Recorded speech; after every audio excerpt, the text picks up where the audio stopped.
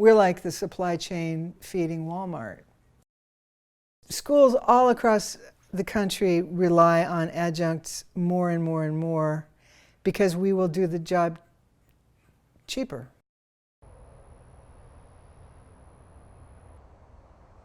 I stumbled across ceramics just for fun in college, and at the time I remember thinking, well, ceramics is humble. You make practical things. That would be okay. I could do that and it wouldn't be an ego violation. I came to the University of Florida because they gave me a fellowship, and I was hell-bent on being one of the best, and I wanted very badly to win the brass ring and get a full-time tenure-track teaching job. And by some fluke of the universe, I did. But my full-time tenure-track job was in South Carolina, which was culturally a foreign country. And I was also a lot younger and a lot more judgmental. During the 3 years I had a full-time tenure-track teaching job, I was corresponding with a man who was important to me, who was here in Gainesville. At the end of 3 years, I resigned my full-time job, knowing perfectly well I would never get another one. Because every year, universities crank out a fresh new crop of young hotshits. But I came back to Gainesville to set up a studio with my husband, had a really, really good life for about 10 years. So I can't say I'm sorry.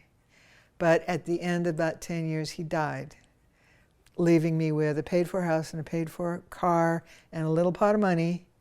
But I was like 47 years old. I was not done with my life.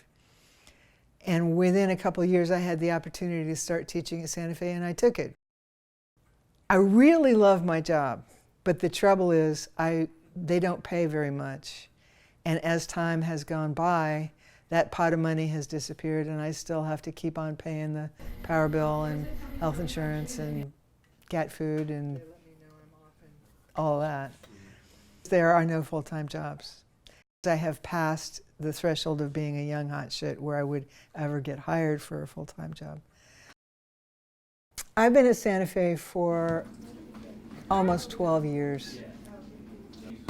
We are treated as extremely temporary and contingent, and that doesn't change no matter how many years you work there. It's very hard to predict year to year exactly how much money I'm going to make. It isn't steady month to month either, although the bills tend to be. I teach and sell pots. I have been a cat sitter. I was cat sitting all summer. But similarly, the guy I was cat sitting for had gone to New Hampshire to be a chef at a summer camp because he was broke and needed money, and he still hasn't paid me for the cat sitting. The last 5 years, say, the Affordable Health Care Act has helped me a lot because I'm pretty poor, so I get health insurance subsidized, and I'm grateful. I have also, in emergencies, sold some of my very best pots that I kept in my own collection to family. I have also worked at Publix Deli for a really long time, although on the calendar it was less than a year.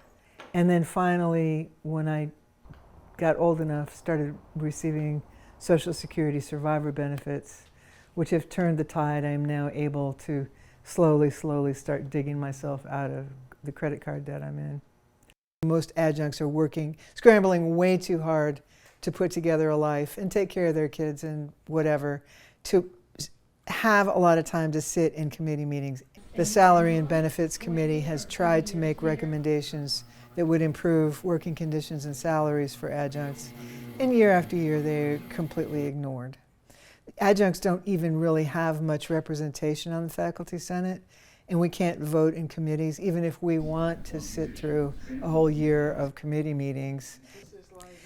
And a lot of the adjuncts I know are really, really fearful because they are in a precarious position. They really think that if they step out of line or get in trouble in any way, the college can very easily just not give them any classes next semester, which is true.